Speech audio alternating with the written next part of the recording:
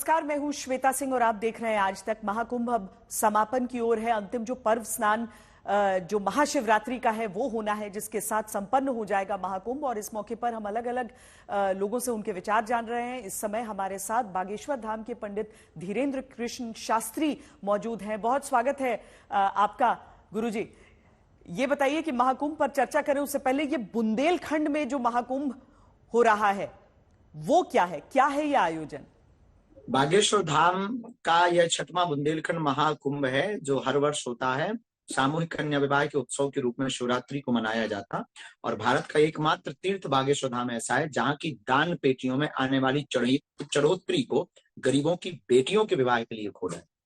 पंडित जी, आप हमेशा हिंदुओं को जगाने की बात करते रहे। अब महाकुंभ समापन की ओर है, इतनी बड़ी संख्या में लोग आए हैं, अभी भी आ रहे हैं। इन्हें यहां पर आता देखकर आपको लग रहा है कि हिंदू जाग गया है, आप प्रसन्न हो रहे हैं बहुत? सनातन के प्रति जो आस्था और निष्ठा है वो वर्तमान में एक उबाल के रूप में है। और लोग जग रहे हैं, हिंदू जग रहे हैं और अपनी संस्कृति और अपने सनातन की प्राचीन परंपराओं के प्रति बहुत अलर्ट हो रहे हैं। तो ये है तो बहुत अच्छा। और हम हाँ, खट्टी मीठी बातें होती ही हैं, व्यवस्था अव्यवस्था होती है, पर वहां जो भी पहुंचे थे वो सब आस्था लेकर पहुंचे थे। पर गुरुजी, व्यवस्था आपके हिसाब से कैसी रही? क्योंकि आपने भी देखा भगदड़ हुई मौनी अमावस्या के समय, उसके बाद नई दिल्ली रेलवे स्टेशन पर हुआ, सड़कों पर जाम है, ट्रेनें पैक हैं, बड़ी संख्या में लोग आ रहे हैं, इसका उत्साह तो है, लेकिन राजनेता कह रहे हैं कि व्यवस्था कोई नहीं है। व्यवस्था तो थी, यूं नहीं कहा जा सकता कि नहीं थी, पर हाँ, कहीं ना कहीं चूक तो हुई है, जिस कारण से एक बीच में जो छोटा सा असुविधा हुई, लंबा जाम लगा। तो ये छोटी सी असुविधा तो हुई है, इस पर भी मंथन किया जाना चाहिए था। इस पर भी हमें लगता है कि एक बार विचार किया जाना चाहिए। बाकी व्यवस्था हमारे हिसाब से तो आने वाले लोग जो व्यवस्था देखने आए थे, हमें नहीं लगता कि उन्हें व्यवस्था मिली हो, पर ठीक थी। और आस्था लेके आने वाले लोगों को तो आस्था व्यापक थी और उन्होंने स्नान भी किए। बहुत सारे लोगों को हम देख रहे हैं जो वृद्ध हैं, वो किसी भी तरीके से, एक व्यक्ति तो आए जिनके एक पैर नहीं था, तो बैसाखी के सहारे वो इतनी दूर यहां पर आ गए। बच्चे हैं जो अपने बुजुर्गों को दर्शन के लिए ला रहे हैं, बेटियां हैं जो अकेले यहां पर चली आ रही हैं, सब आ रहे हैं। क्या कारण है आपके अनुसार कि इतनी बड़ी संख्या में लोग आ रहे हैं इतनी दिक्कतों के बावजूद? हाँ, अभी कुछ दिनों से भारत में सनातनियों के अंदर एक नया जोश तो आया है। अपने सनातन के प्रति थोड़ी सजगता आई है, सनातन के प्रति थोड़ा सा अलर्टनेस आया है, सनातन के प्रति वो अपने भाव प्रकट कर पा रहे हैं जो कमरे के अंदर कर पा रहे थे। अब वो सनातन के प्रति अपने भाव का उद्गार व्यापक रूप से मैदान में आकर के, रोडों पर आकर, गंगा त्रिवेणी में स्नान करके एक जगह आवाज पुकार लगाओ तो वो पहुंच जाते हैं। तो ये एक अनूठी बात है कि हिंदू धीरे धीरे जग रहा है, पर अभी भी ऐसे बहुत हैं जो सोए।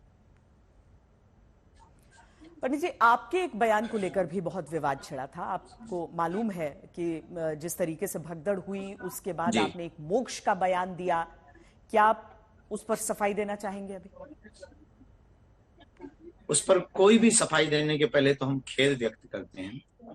पूरा जो कार्यक्रम था, जहां पर ये जो वीडियो क्लिप हमारी चलाई गई, तो पूरा कार्यक्रम श्रद्धांजलि समारोह था और हमने उनकी ही लिए यह कार्यक्रम रखा था। परंतु 30 मिनट के वीडियो का सारांश 30 सेकंड के वीडियो से नहीं निकाला जा सकता। हाँ, कई बार गलत समय पर कही हुई सही बात भी गलत होती है, इसमें भी संदेह। पर वहां जो घटना घट गई, अब उसको आप क्या कहोगे? ये कहोगे कि ठीक मर गए? ऐसा तो नहीं बोल सकते ना। कुछ ना कुछ सातावना डांडस बंधाने के लिए बोलना तो पड़ेगा, पर लोगों ने उसका अर्थ का अनर्थ निकाल दिया। हमारी भाव व्यक्ति ऐसी नहीं थी। भाव व्यक्ति हमारी ये थी कि हमें दुख है, बहुत पीड़ा है, कष्ट है, हमारे ही परिवार, छोटे छोटे बच्चे वो बेचारे रो रहे, बिलख रहे। तो लोगों ने पता नहीं उस हमारे बयान को ऐसे कैसे प्रस्तुत किया, तो उस कारण से हमको बहुत कष्ट भी हुआ आत्मिक रूप से। अब ये जो दुर्घटनाएं हुई, ये जो हादसे हुए, उसके कारण की अभी जांच की बात भी कही जा रही है, लेकिन इसके बीच पश्चिम बंगाल की मुख्यमंत्री ममता बनर्जी ने कहा है कि यह महाकुंभ नहीं है, यह मृत्यु कुंभ है। ये तो धूर्ततापूर्ण है। ये इनके अंदर कई बार हमें लगने लगता है ये शुद्ध हिंदू और सनातन विरोधी जीवन जीते। योगी आदित्यनाथ कहते हैं कि सत्ता को भला बुरा कह दो, पर सनातन को मत कोसो। इस बात से आप सहमत हैं? हाँ, व्यक्ति गलत हो सकता है, और व्यक्ति जिस व्यक्तित्व से जुड़ा होता है वो व्यक्तित्व कभी गलत नहीं होता, ये तो तय है। भगत गलत हो सकता है पर भगवान थोड़ी गलत हो सकते हैं। शिष्य गलत हो सकती है पर गुरु कोई गुरु पदवी पर बैठा हुआ व्यक्ति गलत हो सकता है, पर गुरु परंपरा थोड़ी गलत हो सकती है। वैसे ही सत्ता गलत हो सकती है पर सनातन थोड़ी गलत हो सकता है। पंडित जी, एक व्यथित करने वाली खबर भी आई कि जो माताएं बहनें वहां स्नान कर रही थी, उनकी तस्वीरें बेची जा रही हैं कई सोशल मीडिया अकाउंट्स पर। कैसी कार्रवाई होनी चाहिए इनके खिलाफ? अगर ये खबर सत्य है और इस पर सरकार तत्क्षण कार्रवाई करे, और निश्चित रूप से ये तो भारत की सनातन संस्कृति के भी खिलाफ है और मानवाधिकार के भी खिलाफ है और किसी की निजता के भी खिलाफ है। और हमें लगता है कि इससे क्रूर कृत्य और कुछ हो नहीं सकता है। अमानवीय कृत्य है जो निंदनीय भी है और दंडनीय भी। अब महाशिवरात्रि के साथ समापन की ओर अग्रसर है महाकुंभ। 144 वर्ष के महासंयोग के बाद जो ये महाकुंभ हुआ, आधे से अधिक भारत ऐसा लग रहा है कि उसने डुबकी लगा ली है। मन कितना प्रफुल्लित है आपका? बहुत प्रफुल्लित। हम एक दो लाइनों में अगर महाकुंभ के बारे में यूं कहें कि भारत ने सनातन को प्रेजेंट किया तो सनातन ने भारत को प्रेजेंट किया। अब पहली बार पूरी दुनिया ने ये देखा कि हम लोग कितने सभ्य हैं और सनातन ही पूरे विश्व युद्ध के बचाने का एक सर्वोत्तम उपाय, कि आधे से ज्यादा जनसंख्या ने एक घाट पर स्नान किया। क्या बड़ा, क्या छोटा, क्या अमीर, क्या गरीब, क्या शंकराचार्य और क्या साधारण आचार्य, क्या गृहस्थी, क्या सन्यासी, क्या वैरागी, क्या त्यागी, क्या जोगी, क्या तपी और क्या अन्य, सब ने एक, ना कारे गोरे का भेद था, ना क्षेत्रवाद का भेद था, ना भाषावाद का भेद था, ना राष्ट्र का भेद था। किसी भी देश से आकर के डुबकी लगा करके जा रहा था। त्रिवेणी और गंगा सबको आशीर्वाद दे रही थी।